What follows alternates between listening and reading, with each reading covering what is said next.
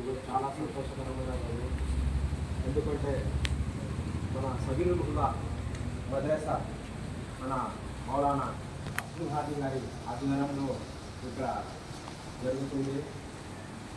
మన అల్కుల్ ఖాన్ మసీదు జిల్లాలో ఈ మద్రసా నడవడం జరిగింది. దీంట్లో మద్రసా అరబీకు ఉర్దూతో పాటు మా విద్యార్థులు మద్రసా విద్యార్థులు 10th క్లాసు ఇంటర్మీడియట్ కూడా పాస్ కావడం చాలా సంతోషకరమైన విషయము. ఎందుకంటే మద్రసాల్లో కొత్త అరబీకు ఉర్దూ నేర్పిస్తారనేది ఒక అవగాహన లేనిగా ఉండింది.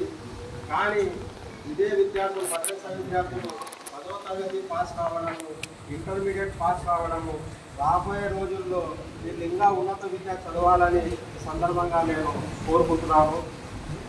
అదేవిధంగా ఇక్కడ ఈ పిల్లలకు ఆరోగ్యకరమైన ఆటలు ఆడుకోవడానికి కానీ గ్రౌండ్ మాదిరిగా మన ఈద్గాలో ఆటలు ఆడుతున్నారు.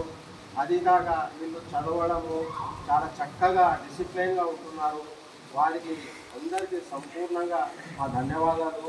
అలాగే ఇక్కడ స్టాఫ్ కూడా మన షరీఫ్ మౌలానా కానీ అబ్దుల్ హాదీ గారి ఆధ్వర్యంలో ఇంకా ఇతరులు కూడా చాలా చక్కగా వాళ్ళను డిసిప్లైన్ మెయింటైన్ చేస్తూ ఉన్నత విద్య కూడా వీళ్ళకి అందిస్తున్నందుకు వారికి కూడా ధన్యవాదాలు.